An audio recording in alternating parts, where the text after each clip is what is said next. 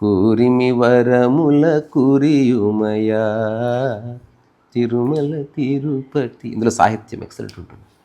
పప్ప మనిషి సంఘజీవి అంటారు కదా, అంటే మనిషి లేకుండా మనిషి ఉండలేడా నిజంగా? మనిషి సంఘజీవి, దొంగజీవి కూడా. సరే, దానిలోకి వెళ్ళే కంటే ముందు నువ్వు అడగగానే నాకు పరమహంస గుర్తొచ్చారు, రామకృష్ణుల వారు. ఆయన ఒక మాట చెప్పేవారు, చాలా పరమోత్కృష్టమైన మాట అది. అది అర్థం చేసుకుంటే అదృష్టం. ఆ మాట ఏమిటో తెలుసా? నీటిలో పడవ ఉండాలి కానీ పడవలో నీరుండరాదు. నీవు సంసారంలో ఉండాలి కానీ నీలో సంసారం ఉండరాదు. చాలా బాగుంది. అట్లా నీవు సంఘంలో ఉండు కానీ సంఘం నీలో లేకుండా చూసుకోవాలి. సో సంఘానికి English word society. In reality society does not exist at all. ఇది సత్యం. సొసైటీ నీ మనసులోనే ఉంది. నిద్రపోయినప్పుడు సొసైటీ ఎక్కడ పోయింది? నీ పక్కన ఉన్న వ్యక్తే తెలీదు, భార్య తెలీదు, పిల్లవాడు తెలీదు, నీ ఒంటి మీద ఉన్న బట్టే తెలీదు, కారిపోతున్న చీమిడి తెలీదు, ఏమీ తెలీదు. సో మెలకువలో కూడా అట్లా ఉండాలి. అట్లా ఉండడానికి కావలసిన అవగాహనని కలగజేసుకోవాలి ఇప్పుడే. అందుకని సమాజం అన్నది చాలా విస్తృతార్థం ఉన్న పదం. సరదాగా చెప్తే ఆశ్చర్యపోతాం. ఈ ప్రపంచం ఒక సమాజం. మనుషులు అనే కాంటెక్స్ట్లో ప్రపంచం అంతా ఒక సమాజం. మతం అనే కాంటెక్స్ట్లో ముస్లింలు ఒక సమాజం, క్రిస్టియన్స్ ఒక సమాజం, హిందువులు ఒక సమాజం. మళ్ళీ హిందువుల్లో కులం అనే కాంటెక్స్ట్ తీసుకుంటే బ్రాహ్మణులు ఒక సమాజం, బ్రాహ్మణ సమాజము, క్షత్రియ సమాజం. మళ్ళీ బ్రాహ్మణుల్లో తీసుకుంటే స్మార్త సమాజము, వైదిక సమాజం, నందవైదిక సమాజం, ఇట్లాంటివి ఉన్నాయి. మళ్ళీ అందులో కూడా తీసుకుంటే అందులో ఆడ సమాజం, మగ సమాజం. మళ్ళీ అందులో కూడా తీసుకుంటే ఉద్యోగాలు చేసే సమాజం, ఉద్యోగాలు చేయని సమాజం, గృహస్థ సమాజం, ఇట్లా వస్తుంది. సో సమాజం అంటే ఒక ఉమ్మడి ధారణ కలిగిన ఒక గుంపు. ఒకే వ్యక్తి ప్రపంచంలో ప్రపంచ సమాజికుడుగా ఉంటాడు. ఎట్ ద సేమ్ టైం ఒక మతానికి సంబంధించిన సమాజంలో ఉంటాడు. ఎట్ ద సేమ్ టైం కుల సమాజంలోనూ ఉంటాడు. ఆ తర్వాత తన వంశం సంబంధించిన సమాజంలో ఉంటాడు. తర్వాత ఆఫీస్కి వెళ్ళగానే ఆఫీస్ అనే సమాజంలో పడతాడు. బస్సులోకి రాగానే బస్సులో ఉన్న ప్రయాణికులతో సమాజంలో ఉంటాడు. మనమంతా సేమ్ ఫ్లైట్ మీద థ్యాంక్స్ అండి సమాజంలోకి వచ్చేసాడు. ఇదంతా క్షణక్షణం నువ్వు అడుగేస్తున్న కొద్ది సమాజాలు మారుతూ ఉన్నాయి నీ మనసులో. సో అందుకని సమాజం అనే దాన్ని ఎట్లా గుర్తించాలి? నీకు సమాజంతో అవసరం ఉన్న క్షణంలో నువ్వు ఏ సమాజంలో ఉన్నావో దాన్ని గుర్తించు. ఎప్పుడైతే సమాజంతో అవసరం తీరిపోయిందో నీ మనసులో ఉన్న సమాజాన్ని పక్కకేసి అక్కడి నుంచి పారిపోవాల్సిన అవసరం లేదు. సో రామకృష్ణ పరమహంస ఇంకొక మాట కూడా చెప్పారు, ధ్యానము ఎక్కడో ఏకాంతంలో చీకటి గదిలో చేయడం కాదు, go to market place and try to be alone there. నువ్వు ఏకాంతాన్ని నిశ్శబ్దంగా ఉన్న చోట, శబ్దాలు లేని చోట అనుభవించడం కాదు, చాలా గందరగోళాల మధ్యన ఎన్ని డిస్టర్బెన్సెస్ ఉన్నా దాని మధ్యన హఠాత్తుగా నువ్వు ఏకాంతం అయిపోవాలి. ఎందుకు అంటే నీ చెవులు వింటూనే ఉన్నాయి, నీ కళ్ళు చూస్తూనే ఉన్నాయి, నీ చేతులు దేన్నో తాకుతూనే ఉన్నాయి, నీ ముక్కు ఏదో పీలుస్తుంది. ఈ చేసి ఇట్లా జరిగే ప్రతి చర్యకు నీ మనసులో ఇంకొక ప్రతీకార చర్య వస్తుంది, ఒక ప్రతిస్పందన వస్తుంది. దానికి నువ్వు ఇంపార్టెన్స్ ఇస్తున్నావు. ఇంపార్టెన్స్ ఇవ్వగానే మళ్ళీ ఇంకొక ఆలోచన పుడుతుంది. సో బయట జరుగుతున్న దాంతో సంబంధం తెగిపోయి నీ మనసులో ఒక ఆలోచనల పరంపర స్టార్ట్ అవుతుంది. మనం రేపు ఎప్పుడన్నా ఒక టాక్ చేద్దాం. ఎవరు అడిగారు, మేబీ మొన్న నేను టైసన్ అందరు ఉన్నప్పుడు వచ్చింది కాంటెక్స్ట్, నోన్, అన్నోన్ అండ్ అన్నోయబుల్ అని. ఒక బ్యూటిఫుల్ స్టేట్మెంట్ ఏంటంటే అన్నోన్ ఈజ్ ఆల్వేస్ న్యూట్రల్. మళ్ళీ చెప్తాను, అన్నోన్ ఈజ్ ఆల్వేస్ న్యూట్రల్. దానికి మన ఇమాజినేషన్ జోడించడంతో ప్రాబ్లం స్టార్ట్ అవుతుంది. చీకటి న్యూట్రల్. చీకటి పట్ల నీకున్న భావన వల్ల భయం వేస్తుంది. పక్కింటి వాడు న్యూట్రల్, కానీ పక్కింటి వాడి గురించి నువ్వు విన్న కథల వల్ల నీకు భయం వేస్తుంది. So the real problem lies not in the outer world but within, in the realm of మైండ్లో రకరకాల సంవేదనలు జరుగుతున్నాయి. ఆ సంవేదనలని మనం నిజం అనుకుంటున్నాం, ఆ కల్పనల వెంట పడుతున్నాం, వాటితో పోరాడుతున్నాం, వాటిని అనాలిసిస్ చేస్తున్నాం, వాటిని చీల్చి చెండాడుతున్నాం, వాటిని వేరే వాళ్ళకి చెప్తున్నాం, వాళ్ళు ఒప్పుకోకపోతే కోప్పడుతున్నాం. ఇదంతా అనవసరం అని ఎప్పుడు తెలుసుకుంటాడు మనిషి? Osho use to say one beautiful statement, I divide the humanity in 2 parts అన్నాడు. అంటే మానవ జాతిని 2 భాగాలు చేస్తాను. The sleeping one and the awakened one. అంటే నిద్రావస్థలో ఉన్న మానవ సమాజం, మెలకువలో ఉన్న మానవ సమాజం. ఇక్కడ మామూలు నిద్ర, మామూలు మెలకువ కాదు. జీవితం అంటే ఏందని ప్యాటర్న్ తెలుసుకోకుండా ఈ గొడవల్లో, మనస్పర్ధల్లో, అత్యుత్సాహాల్లో, రకరకాల విషయాల్లో, వివాదాల్లో, ఆర్గ్యుమెంట్స్లో, వైమనస్యతల్లో, కలతల్లో, కుట్రల్లో, ఇదంతా స్లీపింగ్ స్టేట్.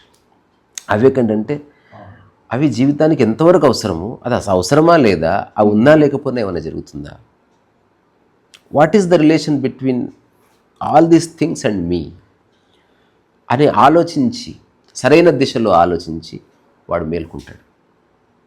ఆ మేల్కొలుపుతోనే మార్పు జరుగుతుంది. అక్కడి నుంచి నిజమైన ప్రగతి వస్తుంది, అక్కడి నుంచి నిజమైన పరివర్తన వస్తుంది, అక్కడి నుంచి నిజమైన పుస్తకం వస్తుంది, అక్కడి నుంచి నిజమైన కవిత్వం పుడుతుంది, అక్కడి నుంచి నిజమైన ఆవిష్కరణ పుడుతుంది. కొట్లాడేవాడు ఏం చేస్తాడు? కొట్లాడుతూ ఉంటాడు. వాడు ఎప్పుడు ఆవిష్కరిస్తాడు? ఏదైనా ఆవిష్కరించాలంటే ఇంటరప్షన్ లేని మైండ్ కావాలి. ఇంటరప్షన్ వచ్చిందా యూ కెనాట్ క్రియేట్. ఇప్పుడు సినిమా తీసేవాళ్ళు, కథలు రాసేవాళ్ళు ఎక్కడో రూముల్లో పడి ఉంటారు. అక్కడో బెడ్, అక్కడో బెడ్, అక్కడో బెడ్, ఇక్కడో బెడ్ ఉంటుంది. వాటర్ బాటిల్స్ ఉంటాయి. అసలు ఎమ్యూనిటీస్ ఉన్నాయా లేవో ఏం చూసుకోరు. అట్లా రూమ్లోకి వెళ్ళి కూర్చుంటే రాత్రి వరకు, మళ్ళీ రాత్రి కాసేపు బయట తిరిగి వస్తే పొద్దున వరకు. దే డిస్కస్ స్టోరీ ఇంటరప్షన్ లేకుండా. ఇంటరప్షన్ లేకుండా ఉన్నప్పుడే ఒకటి బయటకు వస్తుంది. సో మనిషి యొక్క మైండ్ నిరంతరం ఇంటరప్ట్ చేయబడుతుంది. కొన్నిసార్లు బయట వాళ్ళ చేత, కొన్నిసార్లు స్వీయ ఆలోచనల చేత. సో సమాజం అనేది ఒక ఇంటరప్షన్ ఇన్ ద మైండ్. సమాజం ఉందా? ఉంది. ఎక్కడుంది? అక్కడ ఉన్నట్టు కనిపిస్తుంది, కానీ అక్కడ లేదు, ఇక్కడ ఉంది. యు ఆర్ క్యారీయింగ్ ద సమాజం. You are a society carrier. Goods బండి ఉంటుంది కదా, ఆ సామాను మోసుకొని పోతా ఉంటుంది. అట్లా మనుషులు సమాజాలు మోసుకొని పోతా ఉన్నారు. ఒక బ్యూటిఫుల్ సూఫీ స్టోరీ ఉంటుంది, నేను చాలాసార్లు చెప్తున్నాను, నాకు గుర్తులేదు. ఒక వ్యక్తి కుటుంబము, ఆ బాధ్యతలు, బరువులు, ఇదంతా వద్దురా బాబు ఈ సంసారం అని ఒక 200 మైళ్ళు ప్రయాణం చేసి ఒక గురువుని కలుస్తాడు. ఆ గురువు ఒక టెంట్లో ఉంటాడు. ఆ టెంట్లో ఒక 100 మంది పైగా ఉంటారు. గురువు చిన్న కుర్చీలో కూర్చొని ఉంటాడు, ఏదో భజన జరుగుతూ ఉంటుంది. ఇతను లోపలికి వస్తాడు. టెంట్లోకి రాగానే గురువుగారు కనిపిస్తాడు. మొత్తం చూస్తాడు. మన గురువుగారితో పని కదా, మిగతా వాళ్ళతో మనకేం పని అనుకొని, ఆయన ఇట్లా వచ్చావంటే, నేను సంసారం అంతా అందరిని వదిలేసి వద్దాం అనుకున్నాను. ఎక్కడ వదిలేసి వచ్చావు? అందరినీ నీ వెంటే తెచ్చావు అన్నాడు. అనగానే బయటికి వెళ్ళి చూశానంట. అంటే నిజంగా వచ్చారేమనుకొని, ఎవరు లేరు, చీకటి, ఎవరు లేరండి అన్నాడు. ఎవరు లేకపోవడం ఏంటి, మొత్తం నీ మనసులోనే ఉన్నారు. ఇప్పుడు నా చుట్టూ 100 మంది ఉన్నారు, వీళ్ళెవరు నా మనసులో లేరు. నువ్వు ఒక్కడివే ఉన్నావు, నీ మనసులో 100 మంది ఉన్నారు. సో విముక్తి బయట లేదు, నీ మనసులోనే ఉంది. ఒక మనిషికి నువ్వు ఫ్రెండ్షిప్ కట్ చేసావు, కానీ మనసులో నడుస్తుంది. మనసులో కూడా కట్ చేయాలంటే ఇగ్నోర్ కరు. అసలు గుర్తే రావద్దంటే ఇగ్నోర్ చేస్తే స్టార్ట్ అవుతుంది. గుర్తు రాదు, గుర్తు తెచ్చుకుంటాం మనం. మనకు పని లేదు కదా, ఖాళీగా ఉండి పీకల దాకా తిని. నేను ఒక మాట చెప్పినా, రాత్రికి భోజనం లేదనుకో, ఎవడు గొడవ పడ్డా. అసలు నువ్వు ఇప్పుడు 7 అయితే నీ దరిద్రం వీడియో ఆపు, పోవాలి, సంపాదించుకొని కరెక్ట్గా కిలో బియ్యం కొనుక్కొచ్చుకొని వచ్చి వండుకొని తినాలి. అందుకు ఎవడి వంట వాడు వండుకొని తిన్న రోజు 99% సమస్యలు క్లియర్ అవుతాయి. ఎవడి బట్టలు వాడు ఉతుక్కోవాలి, ఎవడి వంట వాడు వండుకోవాలి, ఎవడి షూ వాడు పాలిష్ చేసుకోవాలి, ఎవడి పక్క బట్టలు వాడు మడత పెట్టుకోవాలి. సరే రోజు కాకపోయినా నెలలో 29 సార్లు.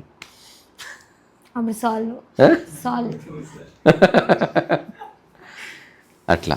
సో మనిషి సంఘజీవి. ప్రాపంచికంగా, ప్రకృతి పరంగా ప్రతిదీ ఏకాంత జీవి.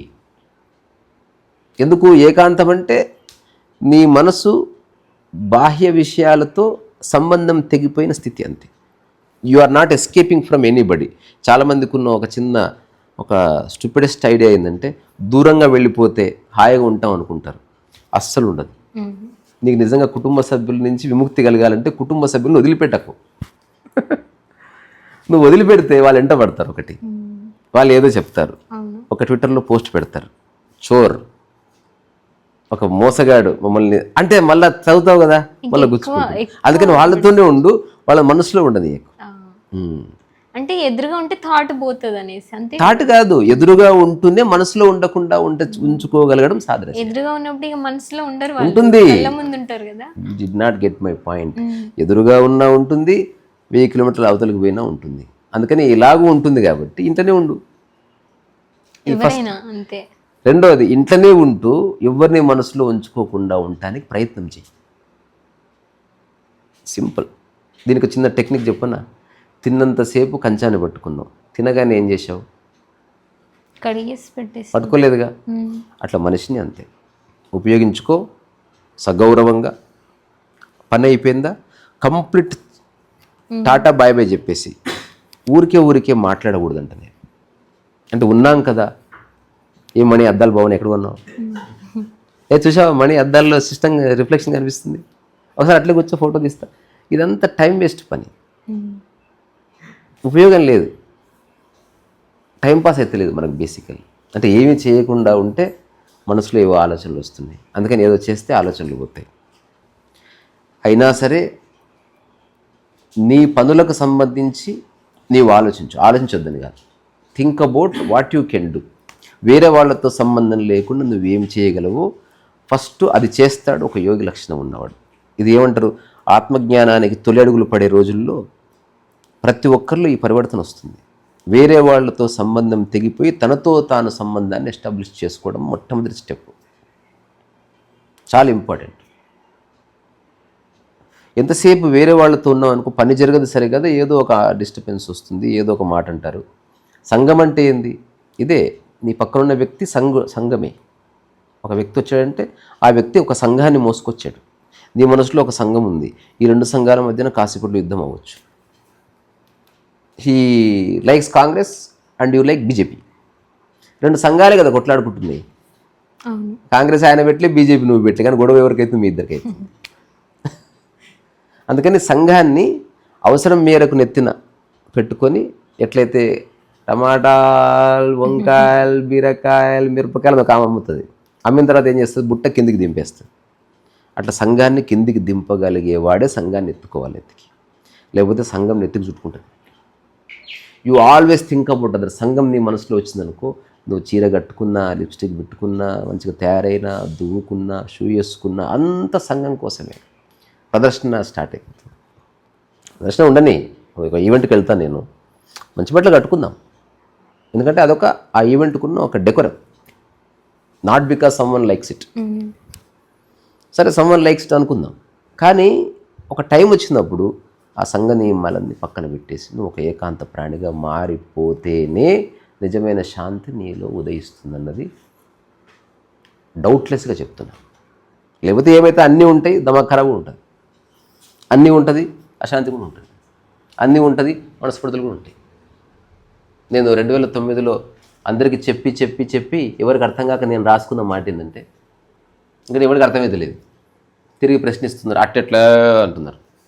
అటువంటి మాట ఏంటంటే, ప్రస్తుతం నా దగ్గర ఏమీ లేదు, డబ్బు లేదు, ఉన్న ఒక్క బైక్ కూడా పోయింది, బ్యాంక్ అకౌంట్ ఉందా, అందులో డబ్బులు లేవు, ఫ్రెండ్స్ లేరు, పని లేదు, ఉద్యోగం లేదు, కానీ నాకు భయం కూడా లేదు అని చెప్పాను. అంటే లైఫ్ ఎట్లా అన్న భయం పోయింది, లైఫ్ కంటిన్యూస్. మనం పోల్చుకున్నప్పుడే పెద్ద పని చిన్న పని ఇదంతా సంఘం వల్లనే వస్తుంది. సంఘం మనసు పక్క నుంచి దింపేస్తే అసలు మనం ఏం చేయగలము, అది పరిపూర్ణంగా చేద్దాం. చిన్న తులసి చెట్టు ఉంటుంది, అది ఎంత సాధ్యం ఎంత ఎదగాలి, పక్కనున్న మర్రి చెట్టును చూసుకొని తాను లాక్కొని పీక్కుందో చచ్చిపోతుంది. అందుకని మన క్షేత్రం ఏమిటి, నువ్వు క్షేత్రజ్ఞుడివి కృష్ణ భగవానుడు అన్నట్టు. సో క్షేత్రముని గుర్తించు, ఆ క్షేత్రంలో ఎంత చేయాలో అంతే చేస్తేనే నీకు ఆనందం సిద్ధిస్తుంది. అంతకంటే ఎక్కువ చేసావా స్ట్రెస్ వస్తుంది, అంతకంటే తక్కువ చేసావా అది ఒక లేజినెస్ కిందకి వస్తుంది. ఎంత సాధ్యం అంత. అందుకని నువ్వు అన్న ప్రశ్నకి నా సమాధానం ఏంటంటే, సంఘం ఉంది, అది మనసులో ఉందా అన్నది నిజమైన ప్రశ్న. మనసులో ఉండాలి, అవసరమైనప్పుడు అన్నదే నిజమైన ప్రశ్న. అవసరం అవగానే దింపగలిగావా, నీకు మనసుని నియంత్రణ వచ్చేసింది. మాట్లాడుతూ ఇక చాలు అనుకొని మాటలు ఆపగలిగి కొన్ని గంటలు మాట్లాడకుండా ఉండగలిగితే then you have understood something remarkable. లేకపోతే ప్రాబ్లం ఏమొస్తుందంటే సెల్ఫ్ టాక్ స్టార్ట్ అవుతుంది.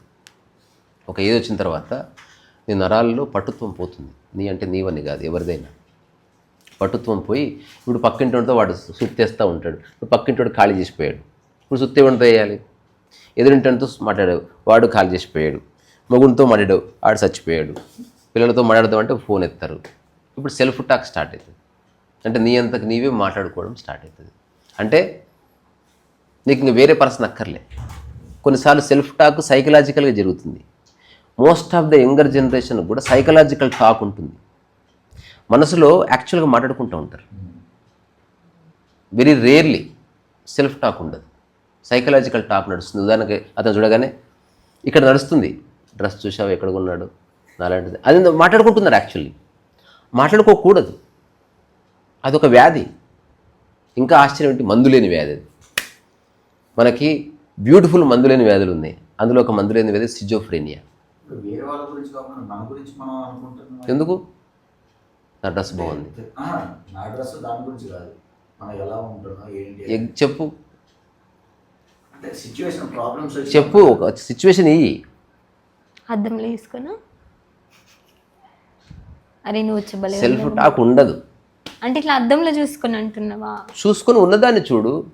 ఏ నీ హెయిర్ బాగుందిరా, నీ జుట్టు అట్లా ఎవ్వరు మాట్లాడుకోరు. పిచ్చోడ దేని గురించి? దేని గురించి అయినా.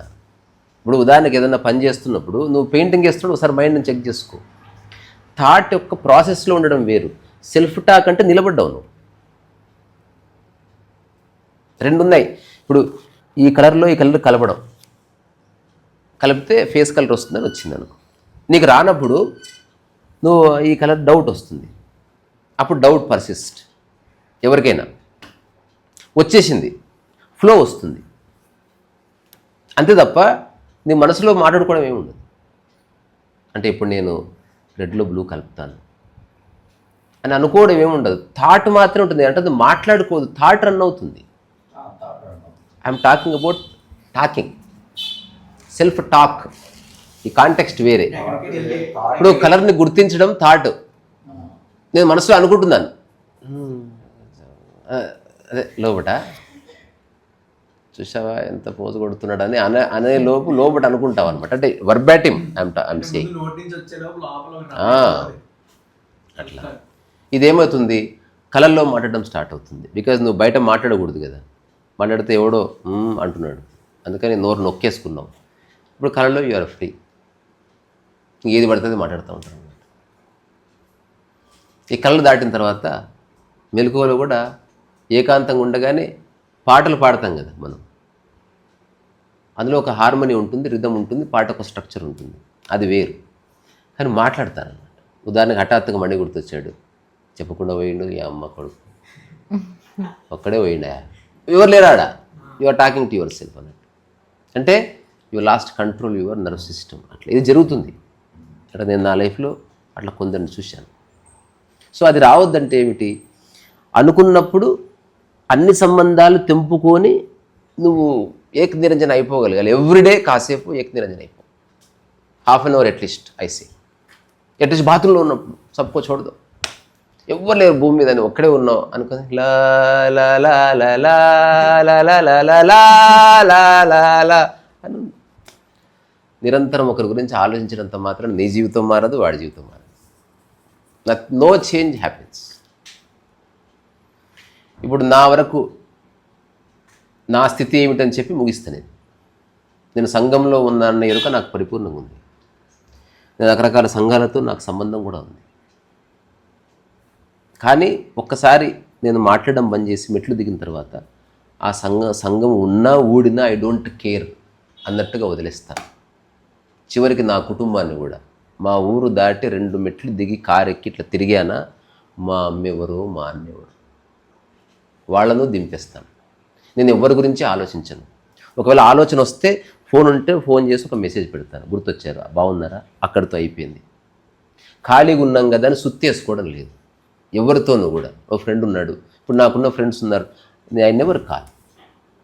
మా అన్న పిల్లలు ఉన్నారు, ఐ నెవర్ కాల్. నేను నిజంగా మీకు పరిచయం అయితే ఒక సంకేతం మీకు దొరుకుతుంది. ఎవరికైనా నాతో మీరు మాట్లాడడం తగ్గిపోతే మీకు నేను అర్థమవుతున్నట్టు. ఇది ఒక సూచన.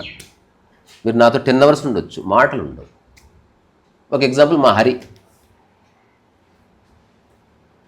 ఎన్ని గంటలున్నా మాటలు లేవు. మాటలు లేవా? ఉన్నాయి. టీ అయిపోయింది. చర్చ లేవు. అట్లా వాకింగ్కి వెళ్దామా? నేను రాను. అయిపోయింది.